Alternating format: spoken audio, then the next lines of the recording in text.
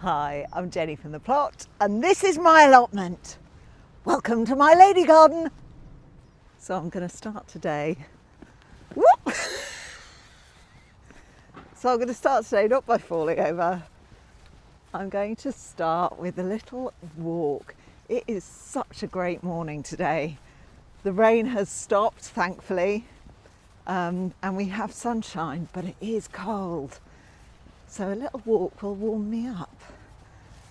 Now, I've been invited by Steve, who you might remember, he was the second ever interview I did for Plots on Tour. And he has a plot just on my site, just up the hill.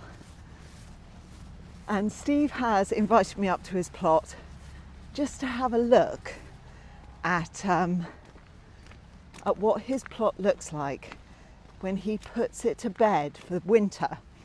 And I thought, as Steve is such a fanatical no digger, and I'm trying to do a bit more no dig this year, I thought it'd be really interesting. Oh, Steve Two Sheds, here we go. Here we are. Now, Steve's not here himself because he's had some time in hospital. Bless him. He's doing well, he's recovering, and he has been up here, but he is still in recovery. Steve, we absolutely wish you all the best, mate. Take care of yourself, and we'll see you up here really, really soon. But let's have a look at Steve's plot. So here we go, here's Steve's plot.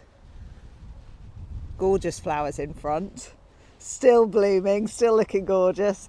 And then look, the main beds at the front, he's covered over already. I guess that keeps the weeds off, keeps the soil warm, ready for planting in spring. Looks like he's got a lovely manure pile right here. Oh, look at these. I do have Steve's permission to do this, so I don't feel too naughty.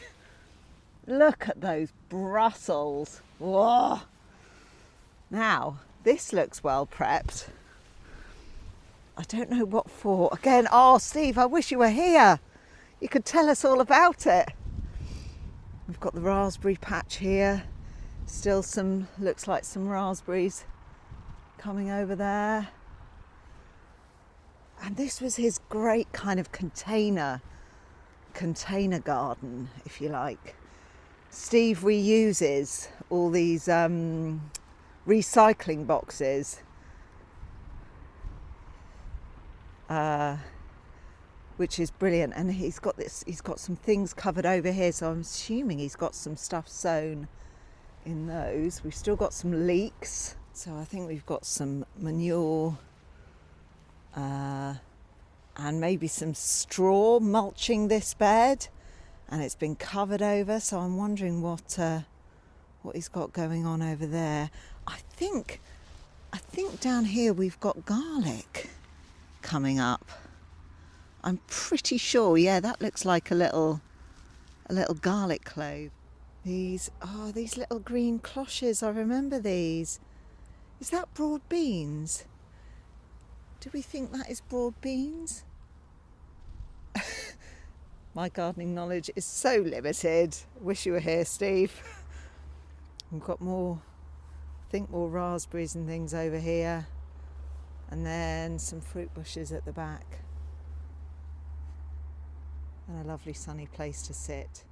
I mean, I have to say, it all looks incredibly well organised. Just imagine peeling that back in the spring and it just being ready to go. Well, Steve, thank you so much for letting me have a little nose around your plot. It's lovely to see it at a different time of year. And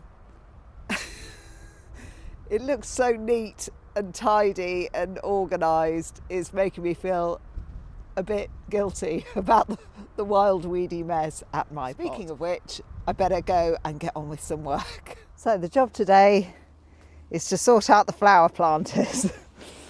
All the cosmos are looking pretty dead. Zinnia's not too bad actually, but they need to come out. And I'm looking forward to next year to doing things slightly differently. So I need to clear these beds. I'm going to mulch them with some spent compost and probably some chicken manure. And then I'm going to think about what is going to go in them next year.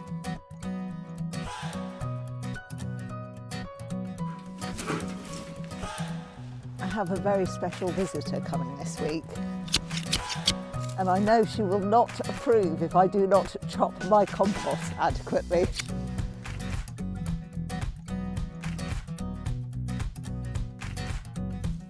Humphrey the Comfrey's not looking too bright either. I'm thinking maybe I should chop him right down too. Come on, Humphrey.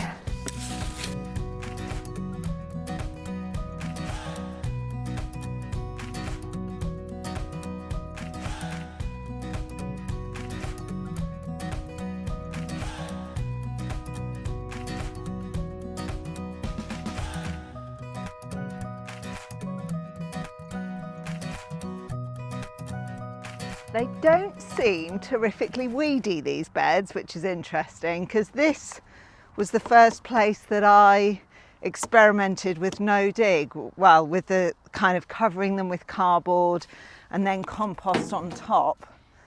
So I'm pretty impressed actually. There's a few, I think I'm always going to have a problem with couch grass. I think that is just the way it is. What I should probably do is stop putting couch grass in my compost that I then use.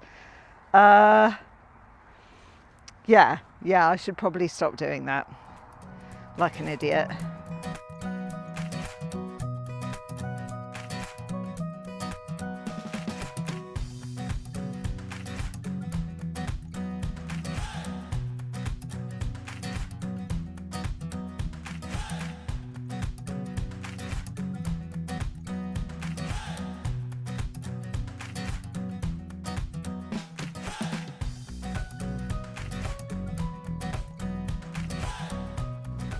Thought I'd give Humphrey a little bit of a mulch too, because I never give him anything, let's face it. He just grows and I leave him to it. But yeah, Merry Christmas, Humphrey.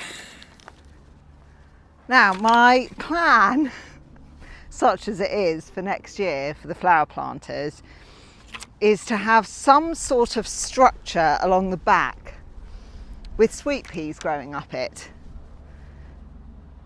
Something tall, so that if they do grow up nice and tall, it might provide a little bit of shade for when I'm sitting on my bench. I mean, that's the idea. Whether it'll work or not, I don't know. So sweet peas at the back and then just a sea of zinnias at the front, because I loved those zinnias this year. They have been so spectacular. So thinking about the sweet pea structure, I'm just playing basically. I'm not going to tie it in or make it permanent or anything like that because we've still got winter to come, but I'm sort of thinking something like that.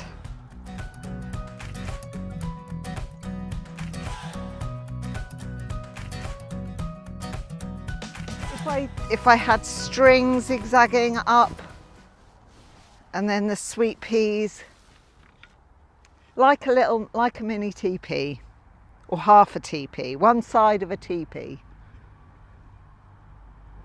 Yeah, sweet peas, zinnias. Yeah. If you have any better ideas, any clever sweet pea structure ideas that you think would work in these beds, let me know in the comments. Let's put these away. Oh, so I'm going to start sowing my sweet peas today. Now these seeds I saved from the arch, the sweet peas growing up the arch here this year, which is very exciting because I've never sown my own saved sweet peas before. I know I've got some winging their way from Cornwall, from Petronell. So this is just the first sowing of several. And I'll probably sow some more in spring as well, just to make sure I've got enough to really cover that structure when I build it. Last year I made one or two mistakes when growing my sweet peas. Not mistakes, they were learning experiences. So first of all, I germinated my sweet peas inside, and they suddenly shot up and got very, very leggy and were in a bit of a desperate state. So this year I'm really going to keep my eye on them, and as soon as they pop up I'm going to put them straight out into the cold frame at home. Secondly, I didn't have a cold frame last year. I had another plastic greenhouse at home, which blew over twice in various storms, and the sweet peas that were growing in there fell off the shelves and got bashed and got broken, and again we're in a sorry state. We managed to rescue them, but I'd rather that didn't happen. Well, it shouldn't do in my cold frame because it's screwed to the wall. I don't think it's going anywhere. And finally, I don't think I pinched my sweet peas out early enough last year. Again, they got pretty leggy, and it was Ali from my rusty garden who said pinch them out right down to the lowest set of leaves. At the time I thought I was, killing them, but it did work. They did grow back stronger and they bushed up. I'm going to be a bit braver with my pinching out this year. I'm going to do it earlier. I'm going to go harder on them, but I'm just going to do it better. Oh, this takes me back, filling loo rolls with compost. Oh no, I dropped one. This bench isn't ideal for working on. I can't wait to have my greenhouse rebuilt.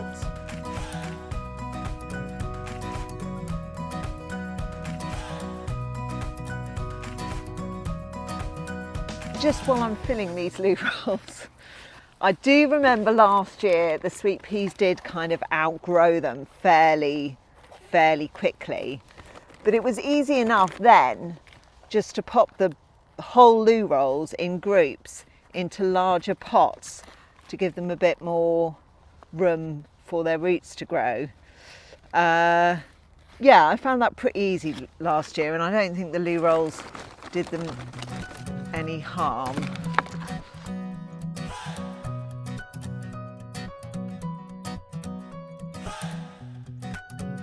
Okay, I'm going to sow 2 or 3 in each one, 2 maybe.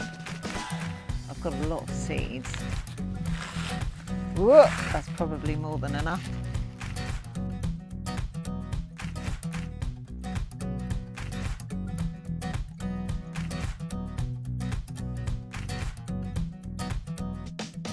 Right, I'm going to give these a water when I get home, and as soon as they germinate, outside, out they go.